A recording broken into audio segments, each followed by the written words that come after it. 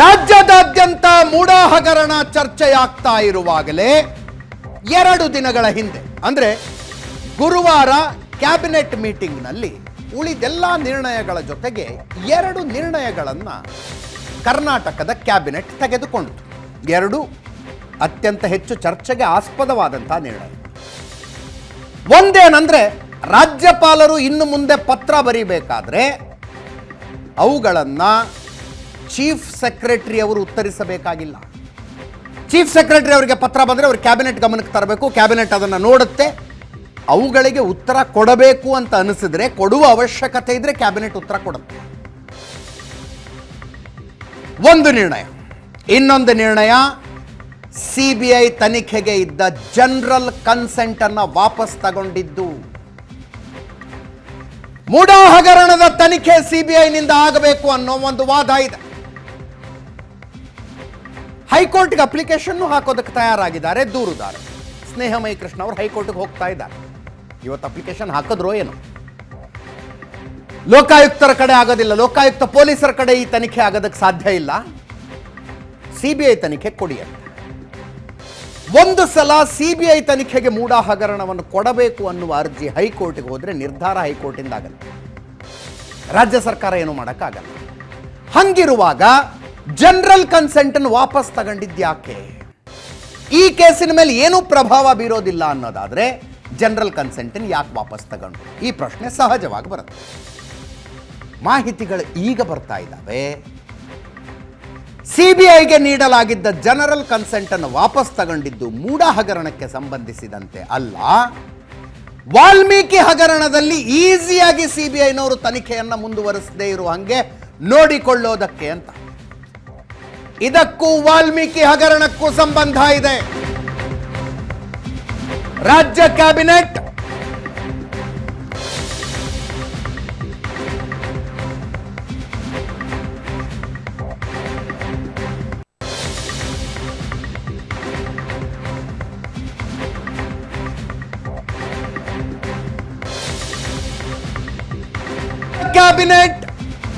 CBI ತನಿಖೆಗೆ 2005ರಲ್ಲಿ ರಾಜ್ಯ ಸರ್ಕಾರ ಕೊಟ್ಟಿದ್ದ ಜನರಲ್ ಕನ್ಸೆಂಟ್ ಅನ್ನು ವಾಪಸ್ ತೆಗೆದುಕೊಂಡಿದ್ದರ ಹಿಂದೆ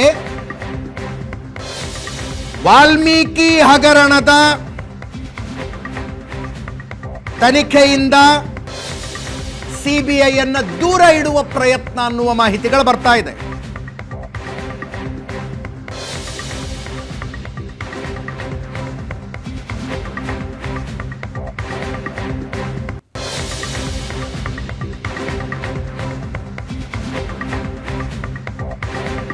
ವಾಲ್ಮೀಕಿ ಹಗರಣದಲ್ಲಿ ಈಗಾಗಲೇ ಸಿಬಿಐ ಎಫ್ಐಆರ್ ಅನ್ನು ದಾಖಲಿಸಿಕೊಂಡಿದೆ.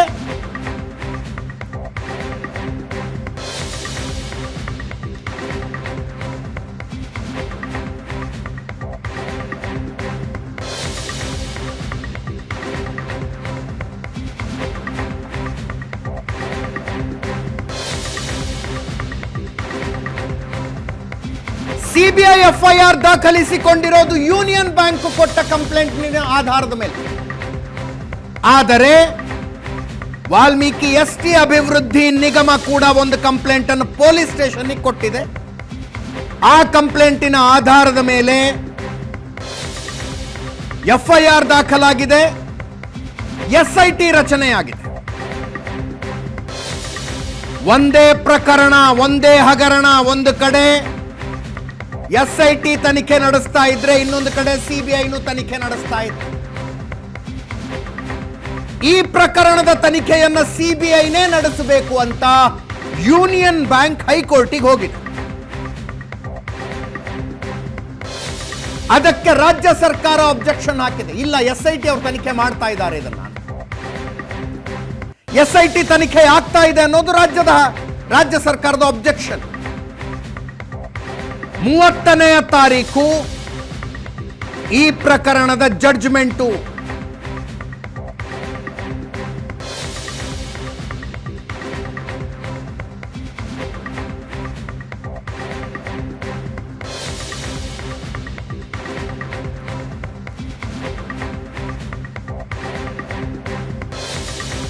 ವಾಲ್ಮೀಕಿ ಎಸ್ಟಿ ಅಭಿವೃದ್ಧಿ ನಿಗಮದ ಹಗರಣವನ್ನ ಎಸ್ಐಟಿ ಹಗರಣದ ತನಿಖೆಯನ್ನ ಎಸ್ಐಟಿ ಮಾಡಬೇಕಾ ಸಿಬಿಐ ಮಾಡಬೇಕಾ ಅನ್ನೋದರ ಜಡ್ಜ್ಮೆಂಟ್ 30ನೇ ತಾರೀಕಿಗೆ ಬರುತ್ತೆ, ಸೋಮವಾರ ಬರುತ್ತೆ. ಈಗ ಜನರಲ್ ಕನ್ಸೆಂಟ್ ಅನ್ನು ವಾಪಸ್ ತಗೊಂಡು ಸಿಬಿಐ ತನಿಖೆಗೆ ಕೊಡಲಾಗಿದ್ದ ಜನರಲ್ ಕನ್ಸೆಂಟ್ ನ ವಾಪಸ್ ತಗೊಂಡಿದ್ದೀವಿ ಅಂತ ಹೈಕೋರ್ಟಿಗೆ ರಾಜ್ಯ ಸರ್ಕಾರ ಅಫಿಡವಿಟ್ ಸಲ್ಲಿಸಬಹುದು. ಈ ಪ್ರಯತ್ನ ಅನ್ನುವ ಮಾಹಿತಿ ಬರ್ತಾ ಇದೆ.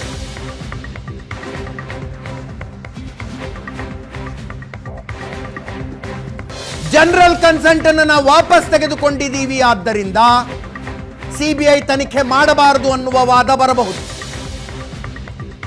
ಆದರೆ ಈ ಆದೇಶ ರೆಟ್ರೋಸ್ಪೆಕ್ಟಿವ್ ಆಗಿ ಜಾರಿಗೆ ಬರುತ್ತಾ? ಮತ್ತೊಂದು ಪ್ರಶ್ನೆ ಬರುತ್ತೆ.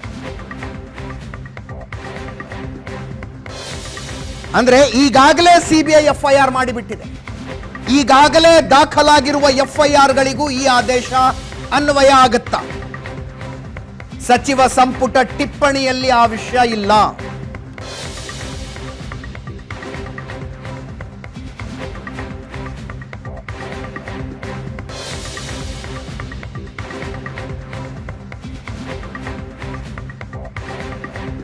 ಇನ್ನು ಮುಂದೆ ರಾಜ್ಯದಲ್ಲಿನ ಅಪರಾಧ ಪ್ರಕರಣಗಳನ್ನ ಪ್ರಕರಣವಾರು ಬ್ರಾಕೆಟ್ನಲ್ಲಿ ಕೇಸ್ ಟು ಕೇಸ್ ಬೇಸಿಸ್ ಅಂತ ಬರೀತಾರೆ.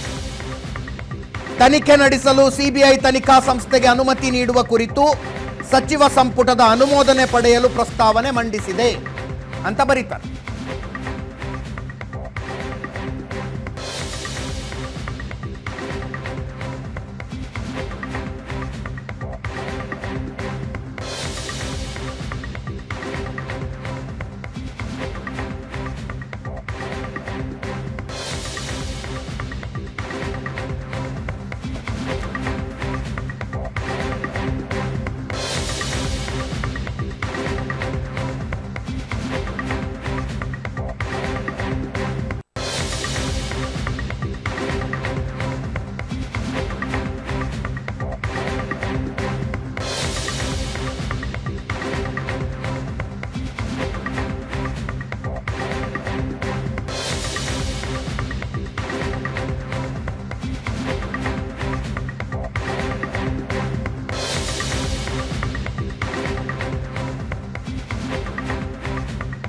ನನ್ನ ಕೈಯಲ್ಲಿ ಆದೇಶದ ಪ್ರತಿ ಇದೆ.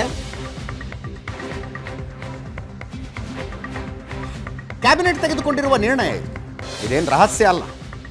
ಕ್ಯಾಬಿನೆಟ್ ನಿರ್ಣಯವನ್ನ ಸ್ವತಃ ಕಾನೂನು ಸಚಿವರೇ ಮಾಧ್ಯಮದ ಎದುರು ಬ್ರೀಫ್ ಮಾಡಿದ್ದಾರೆ. ಅದರಲ್ಲಿ ರಾಜ್ಯ ವ್ಯಾಪ್ತಿಯಲ್ಲಿನ ಕೇಂದ್ರ ಸರ್ಕಾರದ ಸಾರ್ವಜನಿಕ ಉದ್ದಿಮೆಗಳಲ್ಲಿ ಕೆಲಸ ಮಾಡುತ್ತಿರುವ ಕೇಂದ್ರ ಸರ್ಕಾರದ ನೌಕರರು ಮತ್ತು ಅಧಿಕಾರಿಗಳು ಭಾಗಿಯಾಗಿರುವ ಪ್ರಕರಣಗಳನ್ನೊಳಗೊಂಡಂತೆ ಸ್ಪೆಸಿಫಿಕ್ ಆಗಿ ಬರೀತಾರೆ. ರಾಜ್ಯ ವ್ಯಾಪ್ತಿಯಲ್ಲಿನ ಕೇಂದ್ರ ಸರ್ಕಾರದ ಸಾರ್ವಜನಿಕ ಉದ್ದಿಮೆಗಳಲ್ಲಿ ಕೆಲಸ ಮಾಡುತ್ತಿರುವ ಕೇಂದ್ರ ಸರ್ಕಾರದ ನೌಕರರು ಮತ್ತು ಅಧಿಕಾರಿಗಳು ಭಾಗಿಯಾಗಿರುವ ಪ್ರಕರಣಗಳನ್ನೊಳಗೊಂಡಂತೆ ಡೆಲ್ಲಿ ಪೊಲೀಸ್ ಎಸ್ಟಾಬ್ಲಿಷ್ಮೆಂಟ್ ಆಕ್ಟ್ 1946 ಕಲಂ 6 ಅಡಿಯಲ್ಲಿ ಸಿಬಿಐ ತನಿಖಾ ದಳಕ್ಕೆ ತನಿಖೆ ನಡೆಸಲು ಮುಕ್ತ ಅನುಮತಿ ಇಂಟು ಬ್ರಾಕೆಟ್ ಜನರಲ್ ಕನ್ಸೆಂಟ್ ನೀಡಲಾಗಿತ್ತು. ಅದರ ಅರ್ಥ ಏನು? ರಾಜ್ಯ ವ್ಯಾಪ್ತಿಯಲ್ಲಿನ ಕೇಂದ್ರ ಸರ್ಕಾರದ ಸಾರ್ವಜನಿಕ ಉದ್ದಿಮೆಗಳಲ್ಲಿ ಕೆಲಸ ಮಾಡುತ್ತಿರುವ ಕೇಂದ್ರ ಸರ್ಕಾರದ ನೌಕರರು ಮತ್ತು ಅಧಿಕಾರಿಗಳು ಭಾಗವಾಗಿರುವ ಪ್ರಕರಣ ಅಂದರೆ ಈ ಸೆಂಟೆನ್ಸ್ನ ವ್ಯಾಪ್ತಿಯಲ್ಲಿ ಯೂನಿಯನ್ ಬ್ಯಾಂಕು ಬರುತ್ತೆ. ವಾಲ್ಮೀಕಿ ಎಸ್ಟಿ ಅಭಿವೃದ್ಧಿ ನಿಗಮದ ಹಗರಣ ಏನು ಅಂತ ನಿಮಗೆ ಗೊತ್ತು. ಯೂನಿಯನ್ ಬ್ಯಾಂಕ್ನ ವಸಂತನಗರ ಶಾಖೆಯ ಅಕೌಂಟ್ನಲ್ಲಿ ವಾಲ್ಮೀಕಿ ಅಭಿವೃದ್ಧಿ ನಿಗಮದ ಅಕೌಂಟ್ನಲ್ಲಿ ದುಡ್ಡಿತ್ತು. ಆ ದುಡ್ಡನ್ನ ಬೆಂಗಳೂರಿನ MG ರೋಡ್ನ ಯೂನಿಯನ್ ಬ್ಯಾಂಕ್ನಲ್ಲಿ ಇನ್ನೊಂದು ಪ್ಯಾರಲಲ್ ಅಕೌಂಟ್ ಉಪ ಖಾತೆಯನ್ನು ತೆಗೆದು ಅಲ್ಲಿಗೆ ಟ್ರಾನ್ಸ್ಫರ್ ಮಾಡಿದ್ರು. ಅಲ್ಲಿಂದ ತೆಲಂಗಾಣಕ್ಕೆ ಹೋಗುತ್ತೆ, ಹೈದರಾಬಾದ್ಗೆ ಹೋಗುತ್ತೆ ದುಡ್ಡು. ಯೂನಿಯನ್ ಬ್ಯಾಂಕ್ನಲ್ಲಿ ಹಗರಣ ನಡೆದ್ರೆ ಅದರ ತನಿಖೆ ಸಿಬಿಐ ವ್ಯಾಪ್ತಿಗೆ ಬರುತ್ತೆ. ಅದಕ್ಕೆ ಕೊಡಲಾಗಿತ್ತು, ಅದನ್ನು ನಾವು ಜನರಲ್ ಕನ್ಸೆಂಟ್ ವಾಪಸ್ ತಗೊಂಡಿದ್ದೀವಿ ಅಂತ. ಈಗ ಇದನ್ನ ಈ ಕ್ಯಾಬಿನೆಟ್ ನಿರ್ಣಯ ಮಾಡುವ ಮೂಲಕ ವಾಲ್ಮೀಕಿ ಹಗರಣದ ತನಿಖೆಯನ್ನು ಸಿಬಿಐಗೆ ಹೋಗದೇ ಇರುವಂತೆ ತಡೆಯುವಲ್ಲಿ ರಾಜ್ಯ ಸರ್ಕಾರ ಯಶಸ್ವಿಯಾಗತ್ತಾ? Personally I don't think so. ಯಾಕಂದರೆ ರೆಟ್ರೋಸ್ಪೆಕ್ಟಿವ್ ಆಗಿ ಜಾರಿಯಾಗುವಂಥದ್ದಲ್ಲ ಇದು. ಈಗಾಗಲೇ FIR ದಾಖಲಾಗಿಬಿಟ್ಟಿದೆ. ಅಬ್ಬಬ್ಬ ಅಂದರೆ ನಾಳೆ ಒಂದು ಅಫಿಡವಿಟ್ ಕೊಟ್ಟು ಇದರ ಬಗ್ಗೆ ಚರ್ಚೆ ಆಗಲಿ ಅನ್ನಬಹುದು. ಇನ್ನೊಂದು ಸ್ವಲ್ಪ ಟೈಮ್ ಡ್ರ್ಯಾಗ್ ಮಾಡಬಹುದು. ನನ್ನ ಕೊಲೀಗ್ ಪ್ರಶಾಂತ್ ನಾಥ್ ನೇರ ಸಂಪರ್ಕದಲ್ಲಿದ್ದಾರೆ. ಪ್ರಶಾಂತ್, ಐ ಡೋಂಟ್ ಥಿಂಕ್ ಈ ಕ್ಯಾಬಿನೆಟ್ ನಿರ್ಣಯದ ಆಧಾರದ ಮೇಲೆ CBI ತನಿಖೆ ವಾಲ್ಮೀಕಿ ಹಗರಣದಲ್ಲಿ ಆಗದೇ ಇರೋಂಗೆ ನೋಡಿಕೊಳ್ತಾರೆ ಅಂತ ಅನ್ನಿಸ್ತಾ ಇಲ್ಲ ನನಗೆ. ಅಜಿತ್ ನೋಡಿ, ಯಾವುದೇ ಕ್ಯಾಬಿನೆಟ್ನ ನಿರ್ಣಯ ಇರಲಿ, ಯಾವುದೇ ನಿರ್ಣಯ ಇರಲಿ, ಅದು ರಿಟ್ರೋಸ್ಪೆಕ್ಟಿವ್ ಆಗಿ, ಅಂದರೆ ಹಿಂದೆ ಆಗಿರ್ತಕ್ಕಂಥ ಪ್ರಕರಣಗಳು ಅಥವಾ FIRಗಳ ಬಗ್ಗೆ ಅದು ಲಾಗೂ ಆಗಲ್ಲ. ಎಸ್. ಈಗ ಪಶ್ಚಿಮ ಬಂಗಾಳದಲ್ಲಿ ಕೂಡ ಇದೇ ಚರ್ಚೆ ಬಂತು. ಪಶ್ಚಿಮ ಬಂಗಾಳದ ಸರ್ಕಾರ ಜನರಲ್ ಕನ್ಸೆಂಟನ್ನು ಹಿಂತೆಗೆದುಕೊಳ್ತು. ಮ್ಯಾಟರ್ ಹೈಕೋರ್ಟ್ಗೆ ಹೊಡ್ತು. ಹೈಕೋರ್ಟ್ ಅಂದರೆ ಒಂದು ಹೈಕೋರ್ಟ್ ಜನರಲ್ ಕನ್ಸೆಂಟನ್ನೇ ರದ್ದುಗೊಳಿಸ್ತಕ್ಕಂಥ ತೀರ್ಮಾನ ತೆಗೆದುಕೊಳ್ತು. ಈಗ ಅದು ಸುಪ್ರೀಂ ಕೋರ್ಟ್ನಲ್ಲಿ ಪೆಂಡಿಂಗ್ ಇದೆ. ಎಸ್. ಹೈಕೋರ್ಟ್ ಹೇಳ್ತು, ಯಾವುದೇ ಸಂದರ್ಭದಲ್ಲೂ ಕೂಡ ನೀವು ಜನರಲ್ ಕನ್ಸೆಂಟನ್ನು ಹಿಂತೆಗೆದುಕೊಂಡ್ರೆ ಕೇಂದ್ರದ ಏಜೆನ್ಸಿಗಳೇನೆ ಅಥವಾ ಕೇಂದ್ರೀಯದ ಇಲಾಖೆಗಳ ಅಧಿಕಾರಿಗಳ ವಿರುದ್ಧ ತನಿಖೆ ನಡೆಸುವ ಅಧಿಕಾರ ದಿಲ್ಲಿಯಲ್ಲಿ ಕುಳಿತಿರ್ತಕ್ಕಂಥ ಕೇಂದ್ರ ಸರ್ಕಾರಕ್ಕಿದೆ.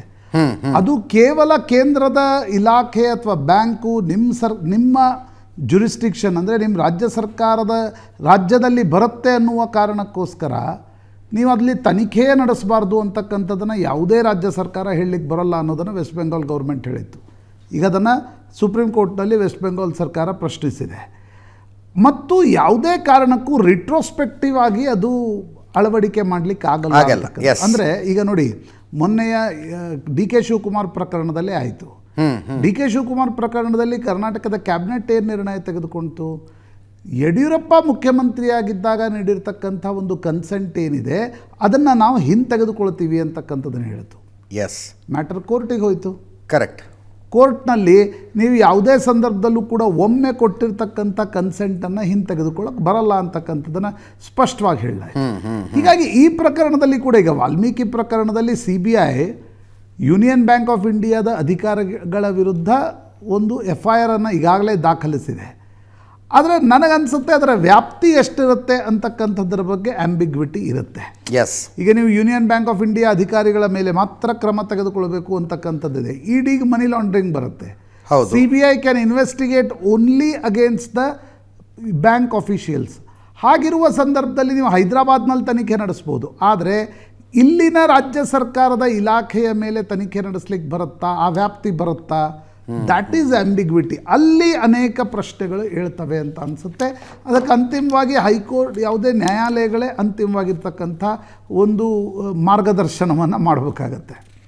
ಅಲ್ಲ, ಈ ಒಂದು ಕ್ಯಾಬಿನೆಟ್ ನಿರ್ಣಯದಿಂದ ವಾಲ್ಮೀಕಿ ಹಗರಣದಲ್ಲಿ ಏನು ಪ್ರಯೋಜನ ಮಾಡ್ಕೊಳ್ಳೋಕ್ಕಾಗಲಿಕ್ಕಿಲ್ಲ ಅಂತ ಸ್ವಲ್ಪ ಟೈಮ್ ಡ್ರ್ಯಾಗ್ ಮಾಡ್ಬೋದು. ಅದೇ ನಿಶ್ಚಿತವಾಗಿ ನನಗನ್ಸುತ್ತೆ ಟೈಮ್ ಡ್ರ್ಯಾಗೂ ಕೂಡ. ಈಗ CBI FIR ದಾಖಲಿಸಿದೆ. ಒಂದು ವೇಳೆ ನಾಳೆ CBI ಇನ್ವೆಸ್ಟಿಗೇಷನನ್ನು ಶುರು ಮಾಡ್ತು ಅಂತ ಅಂದ್ಕೋಣ. ಅವ್ರನ್ನ ದಿಲ್ಲಿಗೆ ಕರೆಸ್ಕೊಂಡು ಇನ್ವೆಸ್ಟಿಗೇಷನನ್ನು ಶುರು ಮಾಡಿದರೆ ಆಗ ರಾಜ್ಯ ಸರ್ಕಾರದ ಏನು ಜುರಿಸ್ಟಿಕ್ಷನ್ ಇರುತ್ತೆ? ಎಸ್. ಈಗ ನೀವು ಯೂನಿಯನ್ ಬ್ಯಾಂಕ್ನ ಅಧಿಕಾರಿಗಳನ್ನು ದಿಲ್ಲಿಗೆ ಕರೆಸ್ಕೊಂಡ್ರಪ್ಪ, ಆಗ ಈಗ ಯೂನಿಯನ್ ಬ್ಯಾಂಕ್ ಆಫ್ ಇಂಡಿಯಾನೇ ಅರ್ಜಿ ಸಲ್ಲಿಸಿದೆ, ಇಲ್ಲ CBI ತನಿಖೆ ನಡೆಸಬೇಕು ಅಂತಕ್ಕಂಥದ್ದು. ಈಗ ನನಗನ್ಸುತ್ತೆ ಈ general consent specific union bank of ಇಂಡಿಯಾದ ಕೇಸ್ ಮೇಲೆ ಪರಿಣಾಮ ಬೀರುತ್ತೆ ಅಂತಕ್ಕಂಥದ್ದು ಅನ್ನಿಸ್ತಾ ಇಲ್ಲ. ಬಟ್ CBIನ ತನಿಖೆಯ ವ್ಯಾಪ್ತಿ ಏನು, ವಿಸ್ತಾರ ಏನು ಅಂತಕ್ಕಂಥದ್ರ ಬಗ್ಗೆ ಸಾಕಷ್ಟು ಆಂಬಿಗ್ವಿಟಿ ಇರುತ್ತೆ. ಯೂನಿಯನ್ ಬ್ಯಾಂಕ್ ಆಫ್ ಇಂಡಿಯಾದ ಮೂಲಕ CBI ರಾಜ್ಯ ಸರ್ಕಾರದ ಇಲಾಖೆ ಮಾಡಿರ್ತಕ್ಕಂಥದ್ರ ಬಗ್ಗೆ ಕ್ರಮ ತೆಗೆದುಕೊಳ್ಳಿಕ್ಕೆ ಹೋದರೆ ಏನಾಗ್ಬೋದು? ಅದು ಕೂಡ ಪ್ರಶ್ನೆ ಇದೆ. ಬಟ್ CBI ಹಾಗೆ ಮಾಡಲಿಕ್ಕಿಲ್ಲ. ಯಾಕಂದರೆ ನಾವು ನೋಡಿದ್ದೀವಿ, ಈಗ ED ಮನಿ ಲಾಂಡ್ರಿಂಗ್ ಕೇಸ್ನಲ್ಲಿ ನಾಗೇಂದ್ರ ಅವರನ್ನು ಬಂಧಿಸಿದೆ. CBI FIR ದಾಖಲಿಸಿದ್ರು ಕೂಡ ಇಲ್ಲಿಯವರೆಗೆ ಯಾವುದೇ ರೀತಿಯಾಗಿರ್ತಕ್ಕಂಥ ಕ್ರಮವನ್ನು ತೆಗೆದುಕೊಂಡಿಲ್ಲ. ಇಂಟ್ರೆಸ್ಟಿಂಗ್ಲಿ SIT ಅವರು ನಾಗೇಂದ್ರರನ್ನ ಮತ್ತು ದದ್ದಲ್ರನ್ನ ಏನು ಮಾಡಲಿಲ್ಲ. ಮತ್ತು ಬೇರೆ ಯೂನಿಯನ್ ಬ್ಯಾಂಕ್ ಅಧಿಕಾರಿಗಳನ್ನು ಕೂಡ ಟಚ್ ಮಾಡೋದಕ್ಕೆ ಹೋಗಿಲ್ಲ. ಅದೊಂದು ಇಂಟ್ರೆಸ್ಟಿಂಗ್ ಪಾಯಿಂಟ್ ಇದೆ ಇದರಲ್ಲಿ. ಎನಿವೇಸ್, ಸೋಮವಾರ ಇದರ ಬಗ್ಗೆ ತೀರ್ಪು ಬರುತ್ತೆ. ಯೂನಿಯನ್ ಬ್ಯಾಂಕ್ ಹೈಕೋರ್ಟಿಗೆ ಹಾಕಿಕೊಂಡಿರುವ ಅರ್ಜಿಯ ವಿಚಾರಣೆ ಮುಗಿದು ಸೋಮವಾರ ತೀರ್ಪು ಬರುತ್ತೆ. ಕೇಸ್ ಏನು ಅಂತ ಹೇಳಿದೆ ನಾನು ನಿಮಗೆ. ಯೂನಿಯನ್ ಬ್ಯಾಂಕ್ನವರು CBIಗೆ ದೂರು ಕೊಟ್ಟಿದ್ದಾರೆ. ವಾಲ್ಮೀಕಿ ಎಸ್ಟೇಟ್ ಅಭಿವೃದ್ಧಿ ನಿಗಮದವರು ಸ್ಟೇಟ್ ಪೊಲೀಸ್ಗೆ ದೂರು ಕೊಟ್ಟಿದ್ದಾರೆ. ಪೊಲೀಸರಿಗೆ ಕೊಟ್ಟಿರುವ ದೂರಿನ ಆಧಾರದ ಮೇಲೆ SIT ರಚನೆಯಾಗಿದೆ. ವಾಲ್ಮೀಕಿ ಎಸ್ಟಿ ಅಭಿವೃದ್ಧಿ ನಿಗಮದ ಅಧಿಕಾರಿಗಳ ಜೈಲಿನಲ್ಲಿದ್ದಾರೆ. ಎಸ್ಐಟಿ ಮಾಜಿ ಸಚಿವ ನಾಗೇಂದ್ರರನ್ನು ಮುಟ್ಟಲಿಲ್ಲ, ಶಾಸಕ ಬಸನಗೌಡ ದದ್ದಲ್ರನ್ನು ಮುಟ್ಟಲಿಲ್ಲ.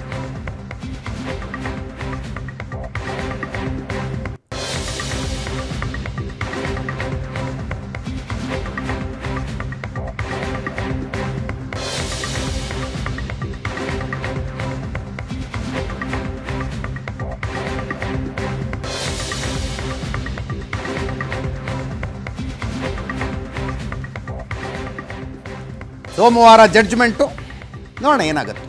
ರಾಜ್ಯ ಸರ್ಕಾರ CBIಗೆ ಕೊಟ್ಟಿರುವ ಜನರಲ್ ಕನ್ಸೆಂಟನ್ನು ವಾಪಸ್ ತಗೊಂಡಿದ್ದೀವಿ ಅಂತ ಅಫಿಡವಿಟ್ ಸಲ್ಲಿಸಿದರೆ ಕೋರ್ಟ್ ಅದನ್ನು ಪರಿಗಣಿಸುತ್ತಾ. ಜನರಲ್ ಕನ್ಸೆಂಟ್ ವಾಪಸ್ ತಗೊಂಡಿರೋದು ಕ್ಯಾಬಿನೆಟ್ ನಿರ್ಣಯದಲ್ಲಿ. ಕ್ಯಾಬಿನೆಟ್ ನಿರ್ಣಯ ಗುರುವಾರ ಆಗಿದೆ. ಅದಕ್ಕಿಂತ ಮುಂಚೆ CBIನವರು FIR ದಾಖಲಿಸಿಕೊಂಡು ಬಿಟ್ಟಿದ್ದಾರೆ. ಹಾಗಿದ್ದ ಮೇಲೆ ಅವರ ತನಿಖೆ ಮುಂದುವರಿಯಲಿ ಅಂತಾರ. ಒಂದಂತೂ ಸ್ಪಷ್ಟ, ಒಂದೇ ಪ್ರಕರಣದಲ್ಲಿ ಎರಡೆರಡು FIR, ಎರಡೆರಡು ತನಿಖೆಗಳಾಗೋದಕ್ಕೆ ಸಾಧ್ಯ ಇಲ್ಲ.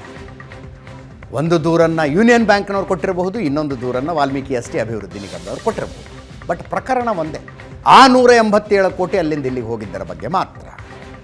ಕೋರ್ಟ್ ಏನು ಹೇಳುತ್ತಾ ನೋಡೋಣ.